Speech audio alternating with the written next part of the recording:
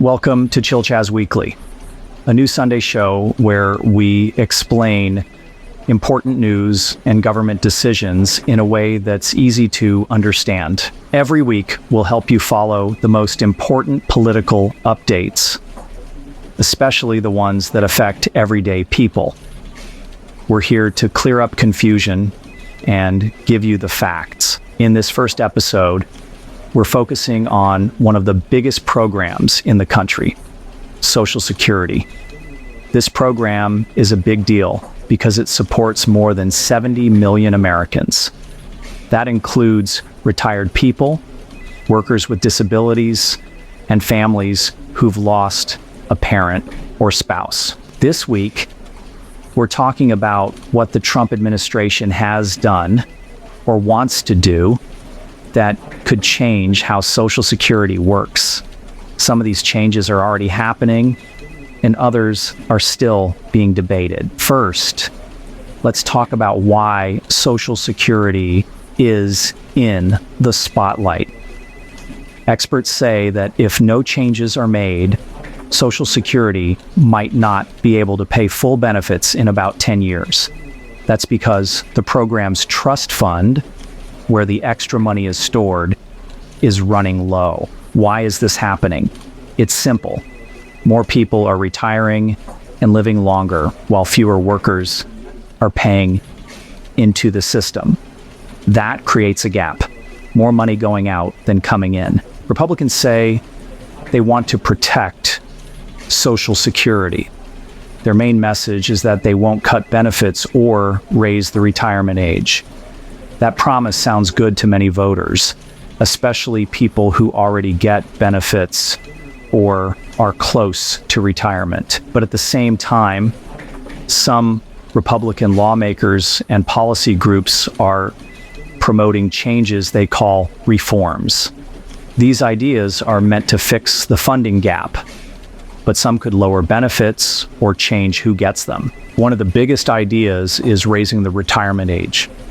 Right now, people can get full benefits at 67. Some proposals would raise that to 69 or 70. Supporters say this makes sense because people live longer and stay healthy longer. They believe it's fair to adjust the retirement age so the program doesn't run out of money. But critics say raising the retirement age is just another way of cutting benefits. People who retire at 62 would get smaller checks. And not everyone can work longer, especially people with tough jobs, injuries, or chronic illnesses. Another big topic is COLAs. That stands for cost of living adjustments. These are yearly increases that help Social Security payments keep up with inflation. Some want to change how COLAs are calculated. One idea is to use a formula called chained CPI, which usually grows slower than the current method. Supporters say chained CPI reflects real spending habits better, but critics say it gives smaller increases over time. That can be a big problem for older retirees or people who live on Social Security alone. There's also a proposal called means testing. That means people with higher incomes would get less money, or maybe none at all, from Social Security. People who like this idea say it saves money and focuses help on people who really need it. But opponents argue that Social Security is supposed to be for everyone who paid into it, not just those with low incomes. Another plan that gets a lot of attention is privatization. That would let people invest part of their Social Security taxes into private accounts, like stocks or bonds. Supporters say this gives people more control over their money and could lead to higher returns. It's like building your own retirement fund, but there's also a lot of risk. If the market drops before you retire, your savings could take a big hit.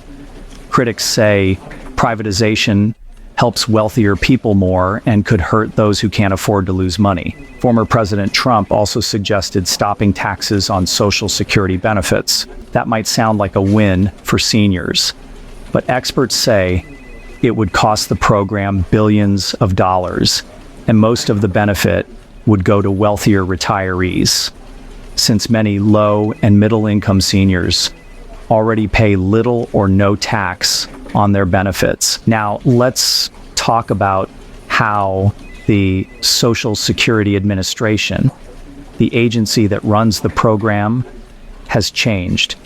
Under Trump, there were major staff cuts, office closures, and new rules that made it harder to get help. Some people say this is making things worse for seniors and people with disabilities.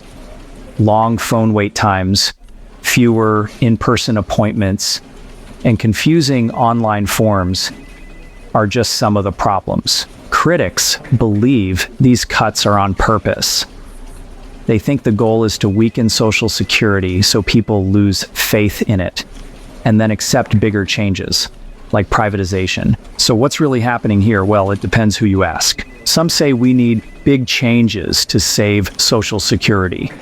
They support raising the retirement age, changing COLAs, or cutting back benefits for the wealthy. Others say these are just cuts in disguise.